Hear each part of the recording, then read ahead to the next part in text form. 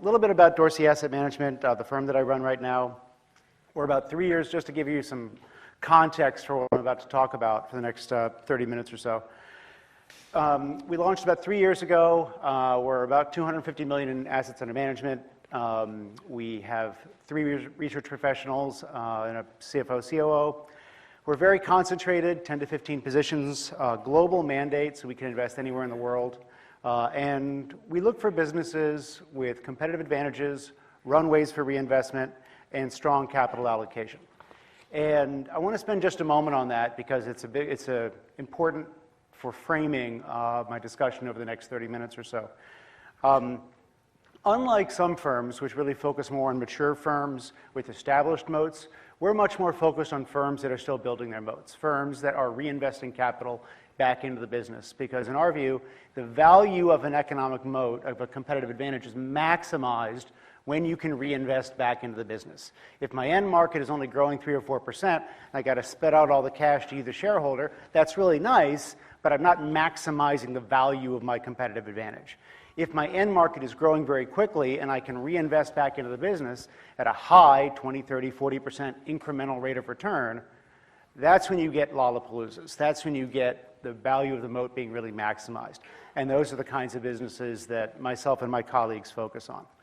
And so that's what I want to talk about today. I want to talk a little bit about economic moats. I recognize a lot of familiar faces here, and so you will be very happy to know that I'm not repeating the same thing I did the past couple of years. Going to try to rip through that reasonably quickly. Because what I want to spend more time on is capital allocation. I think capital allocation, frankly, is kind of underthought about and under-discussed because people just sort of blithely say, oh, Tom, Malone is a great capital allocator. Okay, great. Well, what does that mean? And how do you find great capital allocators without waiting for them to compound capital for 40 or 50 years? I think that would be sort of useful, since none of us have the Wayback Machine and can go back and invest with those folks 40, 50 years ago. So I want to spend a fair amount of time talking about capital allocation and identifying the good, the bad, and the ugly in that field. So economic moats. Basics here, capitalism works. High profits attract competition. If I gave each of you $10 million and said, go start a business, you would not go start a newspaper or a buggy whip business. You would go start, sorry, Warren, I know he owns a newspaper. You would go out and invest in businesses or start a business that's doing really well, that's generating high returns, so you can compete with those and bring them down. Intuitively, this makes sense. Empirically, it is also true. If you take large data sets of businesses, the CSFB Holt one is probably one of the better ones. Look at the top quintile or decile of returns on capital at T1, roll the clock forward to T10, T20, T30. Generally speaking, those businesses will have lower returns on capital as competition has come in and taken away their excess profits. We also know, however, that, of course, a small minority of businesses basically defy economic gravity. They enjoy many, many years of high returns on capital, and I argue that they do this by creating economic moats, structural competitive advantages, things that are inherent to the business. So why moats matter is very simple, because an extended period of high returns on capital increases business value by lengthening the period during which capital can be reinvested. So conceptually, the wide moat business here has all this time to reinvest capital back into the business at a high rate of return, right? The no moat business has only a few years before somebody shows up, knocks off their product, copies what they're doing, and they no longer have that opportunity to reinvest. So very simply, the PV of current cash flow tends to be higher here because your duration of excess profits, the duration of the period during which you can reinvest, is longer. It's not infinite, and you can still overpay for these things, but empirically, businesses with moats that have that reinvestment period, you can pay an optically higher multiple today and still generate a higher return than paying a lower multiple for the business with a very short reinvestment period. So I want to briefly talk about some different types of competitive advantage before I talk about capital allocation. These are the 4 kinds of moats that we distilled down at Morningstar after looking at, lordy, tens of thousands of businesses over about a 40-year period. Just empirically looked at the ones that had generated returns on capital of 15% or better for a 15-year stretch or more. So basically, They've done it. They've defied economic gravity. And then what are their common characteristics? And these were the most common characteristics we found. So brands are pretty obvious, but I think it's important to understand what kind of brand you're paying for. So a brand can lower search costs. I grab a Bud because I think it tastes good. God forbid why I would think it tastes good. But I do, and I recognize the label, and I grab it. I use Tide because P&G's immense marketing budget has convinced me it cleans better than anything else, which is not true, and one reason why their next 10 years are going to be tough for them, but there we are. Brands can create positional value, right? The Rolex watch does not tell time any differently than the Mickey Mouse watch I had as a kid. It's the same time, gang. But, of course, what it signals to people is that I have a lot of money, right? And so, well, right, I mean, that's what it signals. I have a lot of money. I am successful. There's probably an evolutionary thing with mating behavior that we could get into, like a peacock. Or they can confer legitimacy. So you think of GfK, you think of Nielsen's, you think of Moody's. Pat Dorsey's bond rating service isn't worth, a pound of nothing. A bond rating from Moody's is worth a lot, right? An audience measurement from Nielsen is worth a lot. An audience measurement from Bob Miles' audience measurement service, sorry Bob, is not worth very much. So the brand can confer legitimacy. Now, you also have patents and licenses and approvals, which are other types of intangible assets that confer moats. But I want to spend a minute on the brand thing because I think it's really, really important to think about right now, especially. So positional and legitimacy brands are based on strong social consensus. Cartier, Rolex have positional value because there is a social consensus that agrees that they do, right? And so if I say, wow, I don't really think Cartier is very nice, but I want to signal to people that I have a lot of money, and I buy an unheard of luxury brand, that signaling isn't going to be as strong because, frankly, you don't all necessarily agree with me. Nielsen. If I decide that Nielsen is not a very good measurement of audience, but I'm trying to, basically, let's say I'm a media company trying to sell to advertisers, and I say, wow, this new upstart audience measurement that you've never heard of, it's a lot better. Yeah, so what? Show me the Nielsen numbers, right? That social consensus has to break down for the moat to break down. Big, big difference with low search cost brands. If I suddenly decide that I can get a razor from Dollar Shave Club a lot cheaper than Gillette, and it does the same job as the one from Dollar Shave Club, I get full value from that product without any of you having to change your mind, right?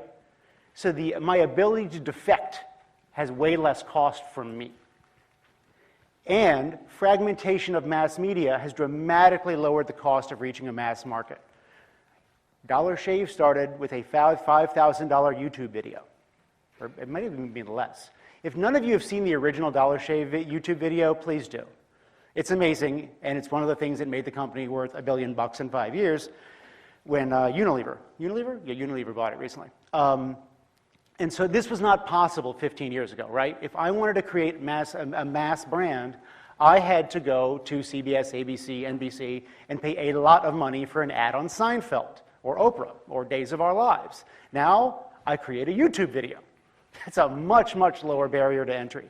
Moreover, I can use tools like Facebook and Google to target extremely effectively. And so challenger brands like Dollar Shave and Chobani do not require a change in social consensus to deliver full value to the new user, the person who tries Chobani or Dollar Shave for the first time. And so I would ask you, and to think about this very carefully, how inevitable are the inevitables? I think this is something that if you are a big CPG investor in consumer product companies, you need to think about this really carefully. And now I'm not saying go out and put your life savings shorting Unilever right now, gang. I'm simply saying think about it. Because the barriers to entry for creating a mass brand are dramatically lower today than they were over the past 10, 20, 30, 40 years. Switching costs are just what they sound like, when it costs more for the user to switch to the competitor than to stay with the incumbent. You have this typically more prevalent in B2B because it's integrated with a business process. If you try to rip out an Oracle database, you're essentially ripping out the beating heart of a business. Very difficult thing to do, so Larry Ellison just raises prices a little bit every year, buys a bigger yacht every year. or invests in a new tennis tournament. If you haven't been to Indian Wells, it's pretty amazing. I mean, what he's done with Indian Wells. There's a little bit of social good there, perhaps less so with the big boats that he buys. You also have this with products with high benefit cost ratios. Any of you familiar with Christian Hansen in Denmark? Wow, it's like one of the modiest businesses in the world. All right, one of you, good point. Points for the guy in the back. So Christian Hansen is about 70% global market share in dairy cultures. Woohoo, dairy cultures. But of course, without a dairy culture, milk doesn't become yogurt. Milk doesn't become cheese.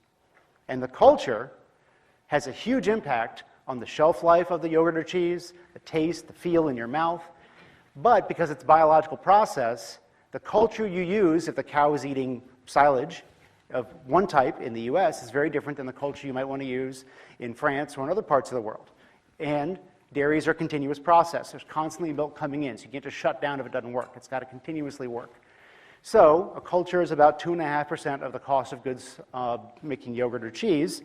Your switching costs are immensely high, and so they're able to raise prices every single year. When you have this huge mismatch between the cost to the input and the value in terms of the output, you tend to get very high switching costs. Network effects are just what they sound like.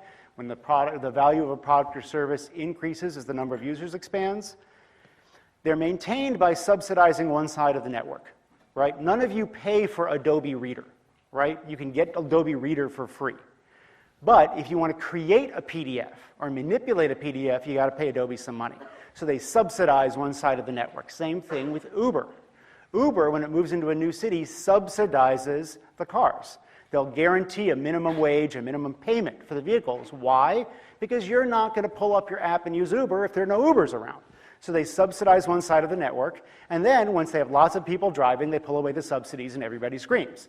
But that's how you build a network. Also driving engagement. If Facebook today were the same Facebook as 5 years ago, with no live video, no new features, you wouldn't be as interested. You have to continuously keep people engaged in your network. Network effects are destroyed when pricing power is abused. Bloomberg is the canonical example here. That is incredibly abusive when it comes to pricing. And so the more you abuse price, the higher you raise the ceiling and the margins, and the more possibility you give the competitor to come in. Or if the user experience degrades. As you may know, MySpace and Orkut in Brazil were much, much bigger than Facebook for the early years of Facebook's life. And one of the reasons, there were many, that they declined was that the user experience degraded. They didn't invest in servers. When News Corp bought MySpace, they plastered ads all over the place. The user experience stunk. And so I said, let me try this new Facebook thing. If they had kept that user experience, pari passu with Facebook, the incentive to switch would have been much lower. Cost advantages are just what they sound like. But what I want to point out here is, I think, a type of cost advantage that people don't pay a lot of attention to, which is when you dominate an industry with a very high market share relative to the total addressable market. There are some markets that are so small, niche markets, that they'll only profitably support one or two players, okay? And so a new entrant would have to invest so much to come in and start a product that they would drive returns down for everybody in the market. And so this is an insanely profitable area for businesses. Spirax Sarcos is a UK company that specializes in steam. Wow, doesn't sound very exciting, but steam is highly, highly expensive to produce because it's very energy intensive. And so if you can reduce the cost of making steam for a food process or disinfecting, you can save people a lot of money. And they are the global specialists in steam. Not an end market that's growing very fast, but one that allows high 20s operating margins very, very consistently. Let's talk about management for a minute. Management, sorry, Warren, is not a moat.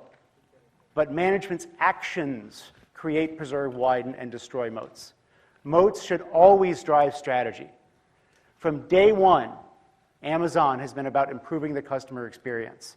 Bloomberg, increase user switching costs. Continue encroaching into your life with Excel APIs and everything else that makes it difficult to switch. Uber, increase vehicle liquidity. Howden's Joinery, a small company in the UK that we own. Solve the builder's problems. Facebook, drive user engagement.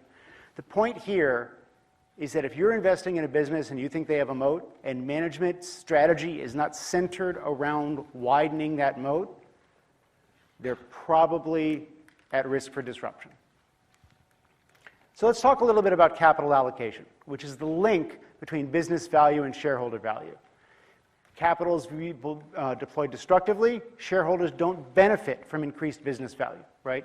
The business value grows, but if that cash is taken and spent on stupid acquisitions or overpriced stock or whatever it might be, value gets vaporized. You, the shareholder, do not benefit from the full value of the business, the full amount of business value increasing. Now, the converse is that when you get intelligent buybacks, you get value accretive M&A, shareholder value actually can increase faster than business value. The share count shrinks at good prices. And so in that case, there's not leakage, but there's actual amplification of the returns you receive. So I think this is really important to think about. So let's get some ground rules on capital allocation. Usually, and I think, 90% of the CEOs I talk to would agree with this, growth is good. Organic growth is always good. Buybacks are awesome. Dividends are great. Especially, and we'll get to this, there are certain countries that have what I call the dividend fetish, and we'll talk about that in a minute. But these are always good things, right? Which is totally freaking wrong. All three destroy value. If you're plowing back money into the business in organic growth, sub-cost of capital, that's stupid. If you're making acquisitions and your hurdle rate is, a WACC that's depressed by generationally low interest rates, that's dumb. If you're paying out 50% of your capital when you could be reinvesting it back into the business at a high rate of return, or you fund the dividend with equity raises, which is like, hello, that's dumb too. M&A is usually a destructive use of capital, right? This is B School 101. Big mergers are bad. We have giant McKinsey studies that show mergers destroy value. Well, no, not always. Always is a very dangerous word in this profession, I find. There's this huge right tail of companies, right? This is your right, this is my right. Okay. There's this huge right tail of companies that have built huge value via intelligent M&A. M&A can be massively, massively valuable if carried out with discipline and intelligently. And I'll talk a little bit about some of the ways I think to sort kind of the idiots from the ones who actually create value. And accretive capital allocation requires discipline and focus. This is the critical thing. The fact that someone is a good capital allocator or that capital allocation of business is not going to be value destructive for you, the shareholder, this is a thesis that a hypothesis that must be proved. It is not something you can assume. You can't assume that capital allocation isn't going to screw you, because it often does. That's a technical term, CFA level 3. Screw you. So let's talk about growth for a minute. Obviously, if you have high ROIC investment opportunities, for goodness sake, grow as much as you can. Reinvest heavily. So here's a quote. Obviously, when your opportunity set is all of global retail, for God's sake, keep funding back in the business. But if you can't, don't try. Maturing companies usually keep going for way too long and continue to invest despite declining returns on invested capital. There's a very simple reason for this. There is a linear relationship between the size of the business and CEO pay. There is not a linear relationship between returns on capital and CEO pay. So, I am CEO. I am a self-maximizing individual. I like to line my own pockets in conjunction with my complacent board. It's a conversation on the disgustingness of CEO compensation in the US, which we can have another time. What's my incentive, right? Grow the business. Keep growing. Aging is tough for companies as well as people. It's very hard for a business that was a growth business that made a CEO who made tons of money by growing to suddenly wake up one day and say, wow, I got a bald spot. Not great. A little harder to get out of bed in the morning. Kind of hurts. Those new stores, not generating the returns on capital they used to. Hey, Wall Street, we're going to slow down square footage growth. Nobody wants to admit this. I mean, the list is so long of companies that just kept going and going and going and just hit this wall and then had to retrench and begin returning capital. This is my favorite example. Phoebe Novakovic, her first earnings call at General Dynamics. Those of you who don't know the GD story, it's an amazing one. Nick Chabraya took it over and basically shrunk it to greatness, and then somehow, I can't remember the story, but a real idiot took it over and destroyed capital with a bunch of stupid IT acquisitions. And then Phoebe took it over. And so General Dynamics has a lot of great businesses. One of them is called Electric Boat, and it makes nuclear submarines. This is a Modi business. They are the only one making nuclear submarines. This is a monopoly. It is not a growth business. There are not 30 new nuke subs being built per year, which is probably good for global security, but is not good for the growth profile of General Dynamics. So some idiot analysts ask her, I guess the question is about the parts of the business where you don't have growth. What do you do with those? What do you do with this electric boat thing that has a monopoly but doesn't grow? And she just gave him a smackdown. Well, then you're going to drive earnings in cash, aren't you? There's no point in chasing revenue or pretending you have growth when you don't. I could have crawled to the phone and kissed her. This is what you want. Somebody who knows that when a business is growing and when it's not, and is willing to say, you just drive the cash. Drive for cash and put the money elsewhere. That's the right attitude for a no-growth business. So let's talk about returning capital. Dividends are not an admission of defeat. They're a declaration of victory. It says, I have more money than I know what to do with. Is that a good thing or a bad thing? I think it's a good thing, right? But how often do you hear companies say, we're a growth company. Growth companies don't pay dividends. It's just, that's when you just like, oh, my car's leaving. My flight's in an hour. I got to go. Hoarding cash, we see as pilloried in the US. I mean, Apple now, I think, can buy most of the S&P 500, or like its cash pile. But it has this evil twin in Europe and Australia called the dividend fetish, where companies pay dividends when it's just the worst idea possible. Because dividends are not normatively good if they're funded poorly via an equity raise. I got caught in that one once with a company we owned. Or if they represent a large opportunity cost. A great little UK business we were looking at. Management had done phenomenal accretive acquisitions, driving high teens returns on capital for 20 years. They pay out 40% dividend. And we asked them point blank. And what I'm expecting is, well, there just aren't that many opportunities each year. So this is the most capital we can put to work and maintain high returns on capital. Okay, that's a pretty good reason. The answer? Because our shareholders expect it. My response? Get new shareholders. But that was not the way they wanted to go. Now, buybacks. This is an active use of valuable capital, not a passive tool for mollifying shareholders. They should always be driven by an objective assessment of intrinsic value. This is an actual conversation that I had. I am not making this up. CFO, I asked him, so how do you think about buybacks? How do you think about returning capital? Point blank said, we have no opinion about our shares value. This is me. And then he says, that's the job of our shareholders. Every year we ask them, would you prefer a dividend or a buyback? The company is trading at 30 times EV to EBIT. He has no opinion about the value of his stock? No, he doesn't. And I mean, I sure do. And this isn't, you can't make this stuff up. They just mechanically buy back stock. It's ridiculous. Now, this is a phenomenal business. It's actually Christian Hansen, the one I mentioned before. Phenomenal moat, but I mean, just capital allocation that is hard to fathom. So let's talk about M&A for a minute. Another major use of capital. M&A should always serve strategic goals, not paper over strategic failures, which is frequently what it does. Microsoft buying a digital ad network. Someone explain this to me. Nokia, that was $8 billion down the tube. Daimler, $30 billion. ABN AMRO, $60 billion. Autonomy, $18 billion. I mean, but all of these were defensive deals. All of these were papering over strategic failures by companies that did not regularly engage in M&A. M&A is a learned skill. It is not something you just do because a great PowerPoint lands on your desk from Merrill Lynch. No offense to anyone here from Merrill Lynch. I could have used any bulge bracket front. If M&A is supposed to have a faint hope of creating value, it has to be a central part of management strategy. It requires a disciplined process that is iterated and measured. Few companies that we found that do a phenomenal job with this. But the point is, it's iterated, it's measured, it's part of who they are. They actively work to get better at it. And I'll talk in a few minutes about some specific questions I found valuable in asking management to see whether they get it or not. So, assessing capital allocation. Some of the things to think about. Has the share count increased, decreased? When did large changes happen? Why? If you're analyzing a business and you look over time and the share count has changed meaningfully and you can't identify why or how, you don't really know anything about capital allocation.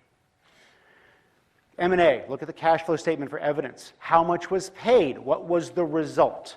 Again, you have to see what the result was and then go look in the future for write-offs, for discussions about it, because the ones that don't work out, they'll just bury them. Companies will just bury them as much as possible. So you got to go and do the work. You got to go and find out. They laid out $400 million for that business. What did they get from it? Did they learn something from what they did right or did wrong? Did the company ever pay a dividend and raise equity in the same calendar year? Run for the hills. Trust me, I should have. It's a bad one. If ROIC is declining, are you seeing capital coming back? Are you seeing the percentage of capital coming back to the shareholders going up as well? You should. Are share repurchases opportunistic or mindlessly regular, like the 30x EV to EBIT dude I talked about a minute ago? Is it discussed explicitly and rationally? Are the words capital allocation even in the annual report? Is this something management knows how to verbalize and discuss? Are their words consistent with actions? This is a big one. Because, after 30 years, people are finally waking up to this dude in Omaha and how he talks about the world. And so you're starting to see Buffett wannabes. You're starting to see people talk about, when present management took over, and then do things that, would probably set Buffett's hair on fire in terms of capital allocation. So are the words consistent with the actions? Are the actions and words consistent over time? Critically, what are the CEO's incentives? How does she get paid? Are there any ROI components? I see an ROI component in maybe 10, 15% of the pay packages I look at. Maybe 15%. Is it included in compensation targets? Because if they're being paid on EPS goals or income goals or sales goals, and they can just buy it, they will. Because their incentive is to hit the target and get paid. Okay? Here's a great story. So, UK company I met with just last week, I confirmed that M&A, let me try and describe this right. So, CFO's statement in the annual report, organic growth is one of our core KPIs. Great! Director's remuneration report, no mention of organic growth. Mandy, sorry, her name was Mandy. Can you explain this to me? This is a core KPI, right? But the directors don't see fit to pay management based on it. You want to help me out? We have good corporate governance, and if we do big M&A and the organic targets aren't going to be met, we adjust. So why don't you just write it into the comp package? Ooh, we're running late. Meeting's over. Yeah, it wasn't that bad, but she stopped the meeting pretty quick. Managers who are paid handsomely to misallocate capital will do so, period. Incentives matter. So try to lighten things up a little. This is, before we finish up, this is my sort of typical conversation with a CEO. Sir or ma'am, do you have high ROI investment opportunities? Why, yes, of course. We all have high ROI investment opportunities. Now, are you sure? Or is it just really hard to admit that you can't grow at 10% anymore? I'm really sure. That's usually the answer, right? And then you say, well, dude, demand is growing 4%. How are you going to grow at 10%? Remember Cisco? Cisco, John Chambers, clung to this 15% growth target, like it was a life raft for years when the server market was growing at GDP plus, or the router market, rather. And then, this is the answer you get, is if I change my guidance to 4%, our stock would get killed. Now stop asking stupid questions. No, this is the actual conversation. Then, okay, so you take a step back. Do you have high ROI investment opportunities? Okay, maybe not anymore. Thanks for being honest. Okay, do you have a coherent strategy to deploy capital with M&A? Someone actually said this to me once. I have an investment banker. Sorry to any investment bankers in the audience. That means no, okay? So let's try plan B. This is another actual answer I got once. Paraphrased. I'll create this team with a lot of M&As, a lot of MBAs. We'll do M&A. And our target will be beating our WACC in year 3. In year 3, oh really? I mean, his WACC is like 8%. This is the best you can do? This is your hurdle rate for investing my capital as a shareholder? And then they said, again, literally, this was last week in the UK. What's wrong with an 8% hurdle rate? And I'm not picking on UK managers, I just happened to be there last week. What's wrong with an 8% hurdle rate? Pat, so what's wrong with WACC? How should we choose our hurdle rate? What should it be? Higher was my answer. It's if you need to ask, right? If you have to ask about the mileage of the Ferrari, you can't afford the Ferrari. Right? If you have to ask why 8% is too low, you shouldn't be allocating people's capital. You should have a different job. So when you're talking to businesses, these are some of the things I found really valuable in elucidating whether management gets it or not. Who in the firm is responsible for capital allocation? Is it the CFO? Is it a finance director? Is it the CEO? It's different. That's fine. But it better be a person, one person. What's the hurdle rate? What's been your biggest error? How do you gauge success or failure? How do you measure the process? How do you measure ROI? What's in the R, what's in the I? You can fudge that all you want, right? What have you learned over time? This one's critical. What have you learned? How have you gotten better? And that's when you'll find out if it's a learning organization, right? An organization that learns from its errors, that learns from successes and gets better. Because successful M&A, successful capital allocation is a learned skill. You get better at it over time. So summing up, competitive advantage drives the duration of excess ROIC, which drives long-term business value. Capital allocation is the link between business value and shareholder value, can amplify returns or destroy them. I would argue that Lollapaloozas, the Mungarian Lollapalooza, can't believe I just used Munger as an adjective, that was weird, occur when competitive advantage and capital allocation work together to compound value at high rates. Now, before I finish, this is a very critical point. The outputs of competitive advantage and capital allocation are quantitative, right? The output is a high ROIC. The output is a smaller share count. The output is value accretive M&A. But these things all require qualitative evaluation. You cannot screen for switching costs in Bloomberg, and I hope to God you never can, because I will have a much harder time making money. You have to talk to customers and understand the value proposition of the product being offered. You can't assume high market share equates to a cost advantage. You have to unpack the individual unit economics. You cannot trust that management will allocate capital rationally. You have to gather supporting evidence. That means going out, talking to people, digging through past press releases, talking to the management team of the companies they bought and saying, did they do good diligence on you, or were they just wanting to get the deal done? That's getting out and talking to people. Because you can't figure this stuff out if you don't turn off your laptop and get out and talk to people. All of the information is in the past, but all of the value is in the future. Quantitative data, I would argue, is usually priced efficiently, and it's getting priced more efficiently every year. Better data sets, faster processors. Qualitative insight is less efficiently priced because it requires real work. It requires sending out 30 emails and getting one person to respond to you. It requires getting out to trade shows and talking on the floor. That's how I would argue you add value. Thanks.